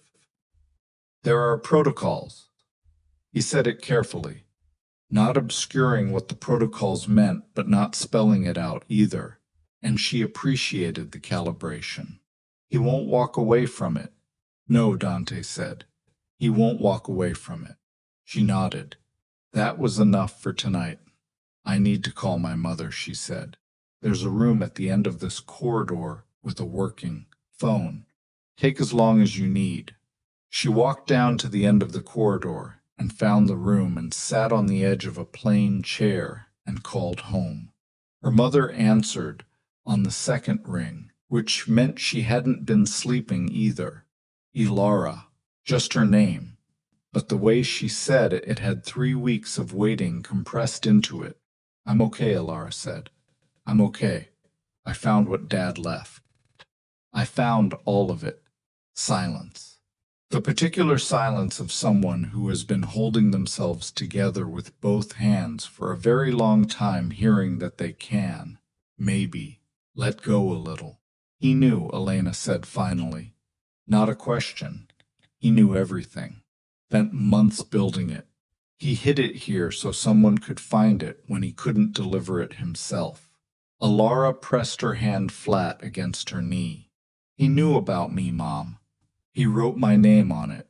She heard her mother breathe. He always said you'd be the one, Elena said. Her voice was very quiet. He'd say, when you were still in school, when you were maybe 16, he'd say, if anything ever goes sideways, Alara will know what to do. I used to think he was just being a proud father. He was also planning, Alara said. Yes. A pause. He was also planning. They stayed on the phone for another 20 minutes without saying much. It wasn't a conversation that needed a lot of words. It was two people on either end of a line confirming they were both still there. When she hung up, she sat in the quiet room for a while and looked at the watch in her hands. Cracked crystal, the still hands. 11:17, frozen. At the moment it had stopped, which she now understood was not an accident, which had probably never been an accident. And 11:17 was the time of her father's morning meetings with Dante Moretti, standing appointment, the one she'd found in the estate calendar records during her first week and filed away as unremarkable. The last one on record before he disappeared had been a Tuesday at 11:17 in the morning. He'd frozen the watch at that time deliberately, so she would ask, so she would look. You were so careful, she said to the empty room. And it still wasn't enough. The room didn't answer. She hadn't expected it to. Morning came gray and deliberate, the kind of dawn that doesn't commit to itself quickly. Slept for 4 hours in her room, which was more than she'd expected, and woke up with the specific clarity of someone whose body has sent something large overnight and emerged on the other side of it functional, if not healed. Dressed, went downstairs. The kitchen was running, Petra at the center of it with her usual compressed efficiency, but the texture of the morning was different from every previous morning, quieter at the edges. Staff moving with the careful energy of people who had heard things through walls and were deciding how much of what they'd heard was real. Soren handed her coffee without being asked. Bad night, he said. Bad enough. Better morning, maybe. She looked at him. He was doing that cheerful blankness thing, but this morning there was something underneath it, relief. She thought, the quiet relief of someone who has been in a building with a bad thing in it and is cautiously aware that the bad thing has been removed. Maybe, she said. She took her coffee to the small table by the window and watched the courtyard. The estate was different in the morning light, not transformed, not suddenly innocent, but stripped of the particular nighttime weight of all those hidden things pressing against the walls.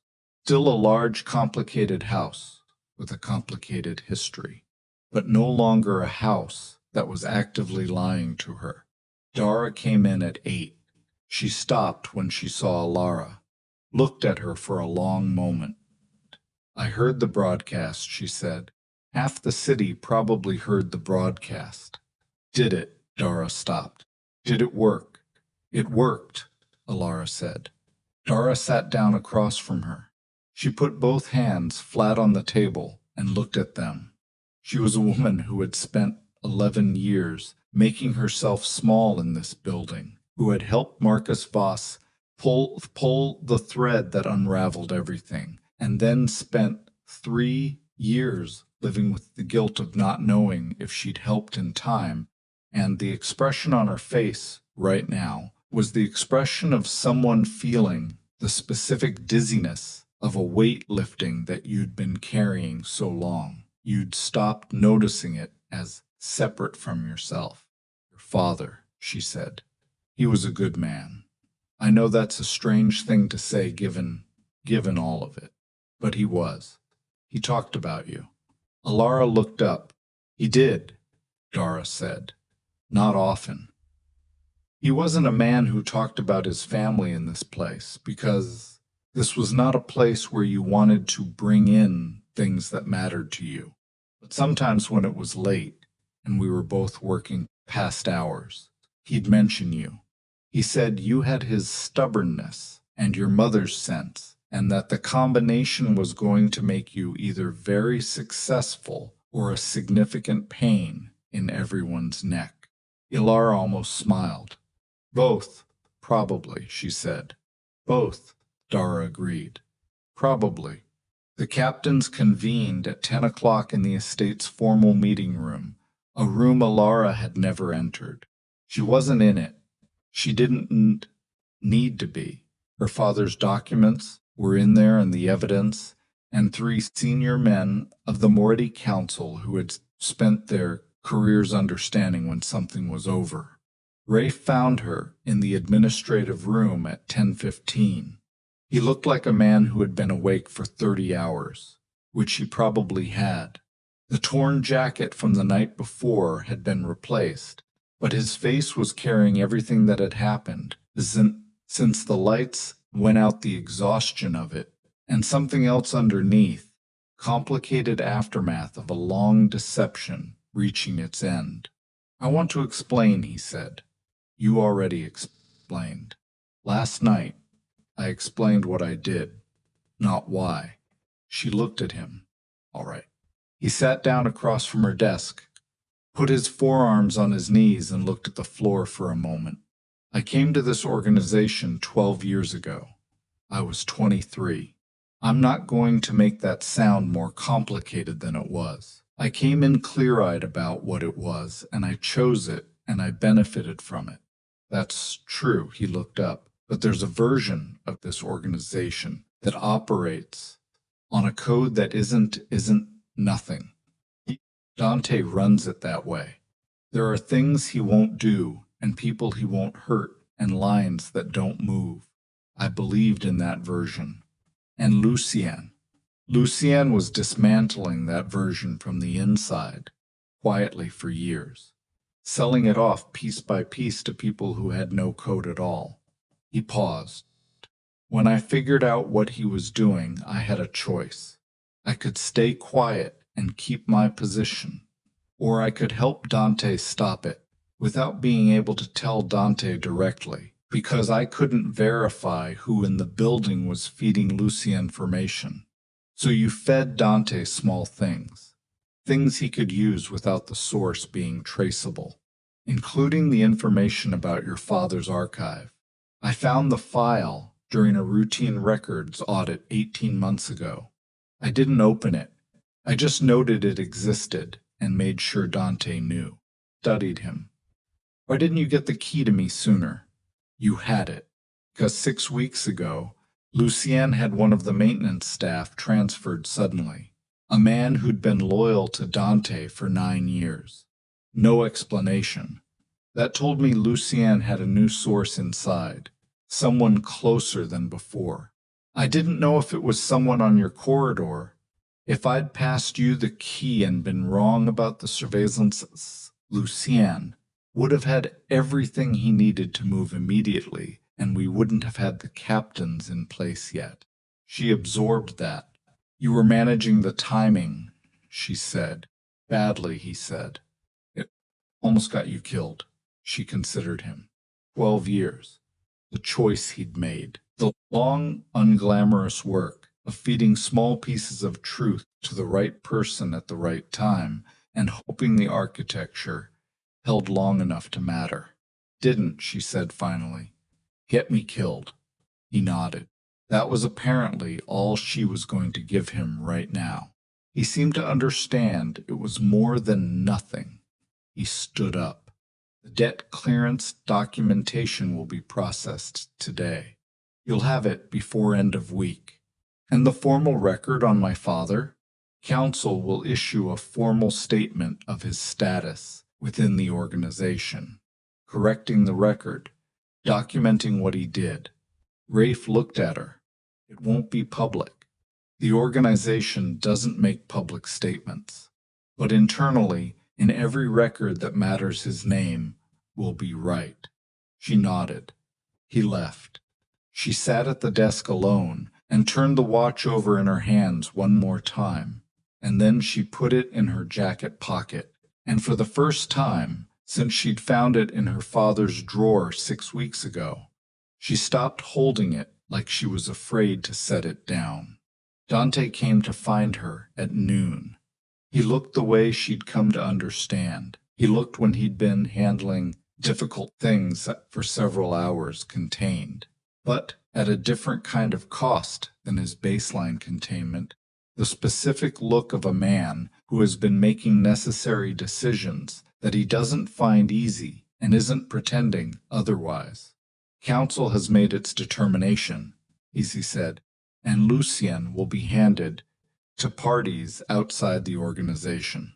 The Vorenkov accounts have been frozen through channels the Council maintains for situations like this. He paused. He will not be a problem going forward.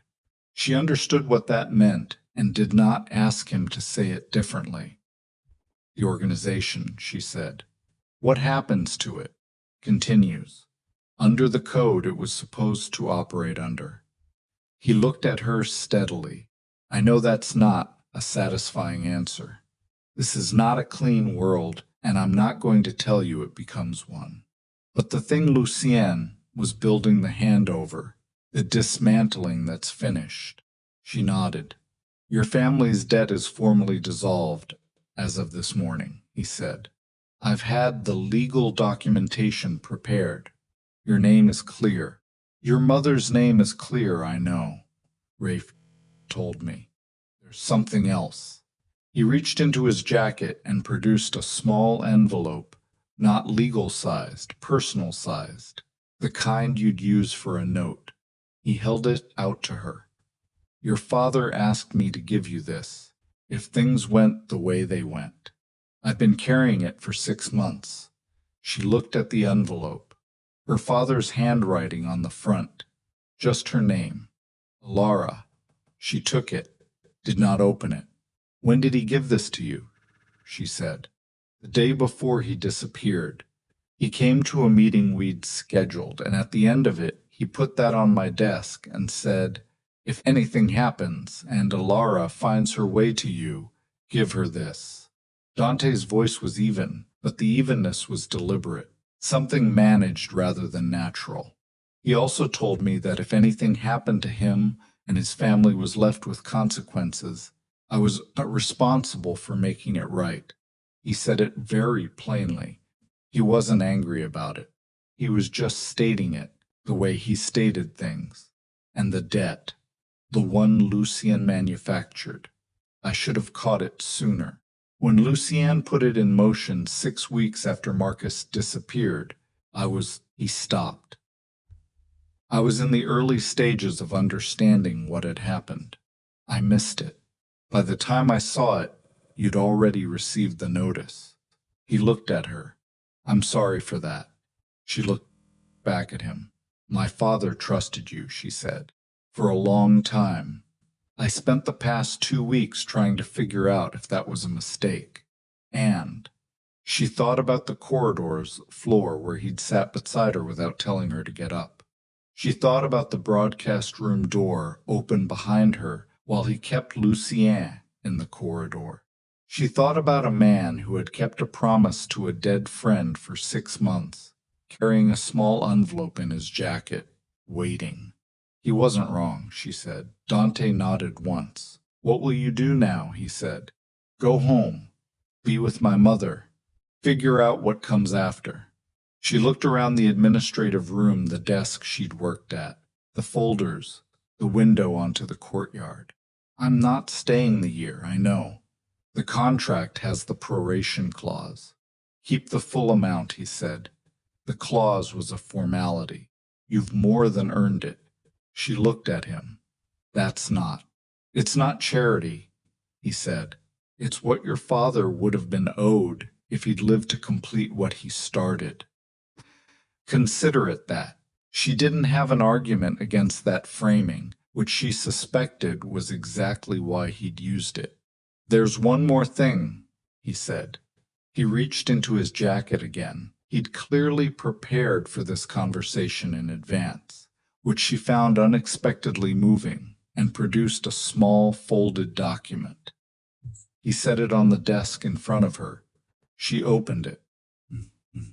It was a deed, a commercial property, a small building in the neighborhood where she'd grown up.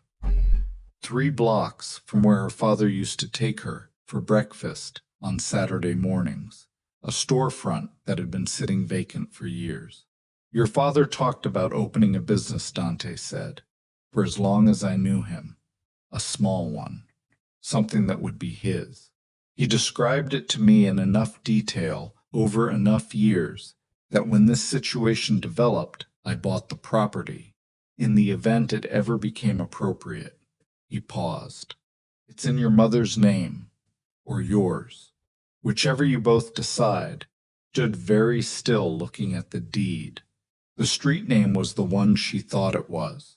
3 blocks from Saturday breakfasts. She had walked past that empty storefront probably 1,000 times. "He told you about it," she said. "He told me it was the thing he wanted most that wasn't about the work," Dante said. "He said he was going to do it when the time was right. Kept saying when the time was right." She folded the deed and held it in both hands. Time had not been right. The time had run out on him before he could get there. But the property was there, and the deed was in her hands, and her mother was alive, and her brother's tuition was no longer a thing she needed to carry alone. And all of it was sitting on the other side of a threshold. She'd crossed 16 days ago, carrying one suitcase and her dead father's watch. "Thank you," she said. She meant it in a way that the words didn't quite reach, but she said them because they were the honest thing to say. Dante inclined his head. She packed in 40 minutes. She'd arrived with one bag, and she left with the same one, plus the envelope she hadn't opened yet, and the deed, and the debt clearance documents in a legal envelope Rafe brought to her room door before she finished packing. Petra came up at one point and stood in the doorway without saying anything, and then said, "Safe travels," in a tone that managed to be genuine without being warm, which was exactly Petra's register, and which Alara had come to respect. Soren appeared at the top of the stairs when she came down and handed her a paper bag. "From the kitchen," he said. "It's a long drive." She looked in the bag. Sandwiches, apples, a small thermos of coffee that was going to be very good coffee. "Thank you, Soren," she said. He nodded, did the cheerful blankness, went back down the stairs. She stood in the entry hall for a moment, the same hall she'd stood in on her first night, key card in hand, listening to the sound of the estate around her, and trying to understand what she'd walked into. She understood it now. Not all of it. There were layers to this organization and this history that she would probably spend years assembling into anything like a complete picture. The shape of it, what her father had been, what he'd done and why, and what it had cost. The main door was open. She walked through it. The car was waiting, not the same driver as the first night, but the same kind of car, clean and black and silent. She put her bag in and got in, and the car began moving down the long approach toward the gates. She opened the envelope then, her father's handwriting. 2 pages, close written in the slightly cramped script she'd grown up, reading on birthday cards and notes left on the kitchen table, and grocery lists with items like the good mustard, not the yellow one. He'd written it the day before he disappeared. She could feel the pace of it, not rushed, but efficient, the writing of a man managing his time with the awareness that time was a thing he might not have much left of. He told her things she'd known and things she hadn't. Told her she was the reason he'd built the file with as much care as he had, because he'd known she was the only one who would know what to do with it. He told her he was sorry for the shape his life had taken, not because he regretted what he'd tried to do, but because the shape of it had required him to keep things from the people he loved, and that cost was one he thought about every day. He told her to take care of her mother. She was already going to do that, so that part was for him. He told her about the watch, that he'd frozen the hands himself, that the numbers between the initials were the cabinet reference, that he'd known she'd look and look again until she found it, and at the end, on the second page, near the bottom, in different ink added later, she could see it, he'd written, "I know this is more than I had any right to ask of you. You're going to be angry about that for a while, and you should be, but you're also going to be okay. You have always been the kind of person who is okay. I have watched you become that since you were 7 years old, and I have never been anything but proud of it. The watch is yours. Keep it running." She read it twice. She held the pages against her chest and looked out the window at the city, passing the dense apartment blocks and corner stores and traffic lights she'd watched recede 2.5 weeks ago from this same angle, and which were assembling themselves back into the familiar shapes of her actual life. The gates had been behind her for 5 minutes before she turned around and looked back. The Blackthorn estate had already disappeared behind the tree line. Just stone and iron and the past, and whatever Dante Moretti was going to do with what he'd inherited from the wreckage of his brother's ambition and his own choices, and the long quiet debt of a friendship he hadn't been able to protect. She turned back to the window. Her mother was at the door before the car reached the curb. Elena Voss, 54 years old, with the look of a woman who had aged 10 years and 6 weeks, and was standing in the doorway of their apartment, holding herself very straight, the way she held herself when she was determined not to fall apart in front of anyone. Alara got out of the car. They didn't say anything. There was a version of this where there would have been words, and then there was the version that actually happened, which was her mother's arms around her in the particular way. Her mother had held her since she was small, which was the kind of hold that was about far more than the current moment. That was about everything that had led up to the current moment. And Alara held back just as hard, and neither of them said anything for a long time. Then Elena pulled back and looked at her face. "You look like him when you're tired," she said. "You've always looked like him when you're tired." "I know. Come inside. I made food." She came inside. Her brother Danny was there, home from his deferred semester, sitting at the kitchen table with his laptop and the careful pretense of a young man who had been told not to ask too many questions and was doing his very best to honor that and not quite managing it. Stood up when she came in. "Hey," he said, very casual, the elaborate casual of someone who has been worried. "Hey," she said. She hugged him. He was 22 and taller than her, and he held on a second longer than the hug required. "We okay?" he said into her shoulder. "We're okay," she said. "We're going to be okay." She sat down at the table that she'd grown up at, in the kitchen that smelled like her mother's cooking, and she ate the food Elena put in front of her and drank the coffee that was not as good as the estate's, but was the coffee that belonged to her actual life, and she let the ordinary morning arrange itself around her like a house she'd been locked out of and had just come back to. Later, when Danny had gone back to his laptop and the dishes were done, she sat with her mother at the table and put the deed on the surface between them. Elena looked at it. She read it slowly. Read the address. Her face went through something complex and quiet, the movement of a person encountering something they'd heard described, but never expected to hold in their hands. He always said, Elena started. I know, Elara said. He'd drive past it on Saturdays. The empty one on Caldwell. She touched the corner of the deed. He said when the time was right. The time is right, Elara said. Her mother looked at her. It doesn't feel right, Elena said. Feels like he should be here. He should be, Elara said. He's not. But the property is, and we are, and that's what he left us. She paused. That's what he built toward. Elena was quiet for a long moment. She pressed her hand flat against the deed on the table. What kind of business? She said finally.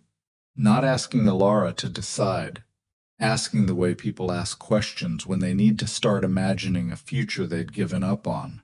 Whatever we want, Elara said. Her mother looked at the deed for another long moment. Then she said, he always thought a bookshop. Something small. Something that required him to read all the inventory. Elara almost laughed. This time she let it come. Of course he did, she said. Elena smiled. Small and real, and the first fully real one Elara had seen on her mother's face in 6 weeks. We'd have to learn things, Elena said. We'd learn things. It would be a lot of work. It would be.